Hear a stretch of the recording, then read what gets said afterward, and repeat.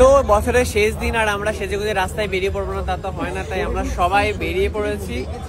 আর সাহেব বলছে ব্লগ করতে ভুলে গেছে। এরা শায়ক চক্রবর্তী একটা কম্বল পরে এসেছে, যেখানে H&M না লেখা থাকলে আমি একটা কম্বলই পাবো। কম্বল থেকে কেটেই জামাটা বানিয়েছে ওর পাশের দোকানে টেলারটাকে দিয়ে। এখন এরকম ব্যাগও বেরিয়েছে, যেটা ব্যাগ হয়ে যায় আর কম্বলও হয়ে যায়। এদিকে মুন্নি এসে গেছে লাল জ্যাকেট পরে, এদিকে প্রেরণা এসে গেছে কালো জ্যাকেট, না কোনো জ্যাকেটই পরেনি। আমি এসেছি কালো জ্যাকেট পরে, ও হচ্ছে কালো জামা পরে। আমাদের ড্রেস কোড গুলো কিন্তু চারজনের খালি একমাত্র আলাদা সেজে চলে এসেছে। এরকম সাজে আমি বুঝি না। হোলি খেলতে গিয়ে হয়েছে হ্যাঁ ইমা না পড়ে গেছিল, আবার ছিঁড়েও গেছে নিচের রাস্তাতে পড়ে। ইমা খাওয়ারে চায়ের দাগও আছে। চা না গুড় চাচ্ছিস নি কেন তুই?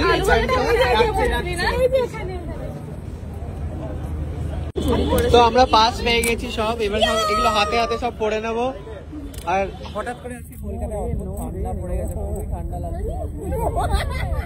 ঠিক আছে কি গসিপ করছে দুজন মিলে আমি বুঝতেই পারছি না, নিজেদের মতো গসিপ করে যাচ্ছে, গসিপ শেষ হচ্ছে না। কাকে একটা দেখে পিএনপিসি করছে। তো যাই হোক আমাদের নিউ ইয়ারের প্ল্যান তো এটাই যে সবাই মিলে মজা করবো, নাচা গানা করবো। তোমাদের কি প্ল্যান? তোমাদের কি পিকনিক করছো না কেউ পার্টি করছো? অবশ্যই কমেন্ট করে জানাও। আর আমরা আজকে এসেছি হচ্ছে নিকো পার্কের পাশে এইখানে। ওকে তো চলো বেরো যাওয়া যাক।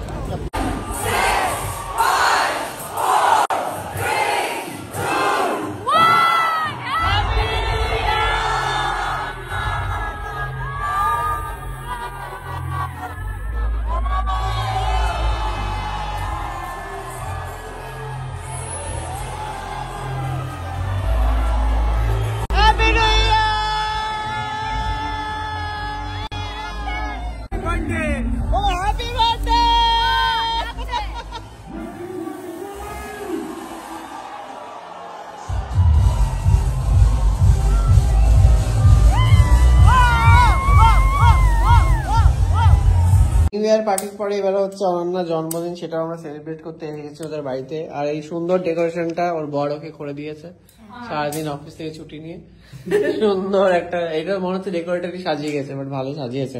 আপনাদের যদি দরকার হয় কোনো ডেকোরেশন বাড়িতে, এই আজকাল এর নতুন ব্যবসা শুরু করেছে চাকরির পাশে, করে দেবে। যোগাযোগ করতে চাইলে জানাবেন, কমেন্ট করে আমরা নাম্বার দিয়ে দেবো। এই যে সুন্দর এই সুন্দর একটা ডেকোরেশন করেছে নিজের হাতে।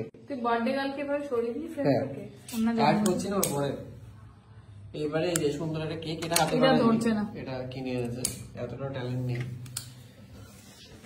এবার cut cut. Happy birthday to you, happy birthday.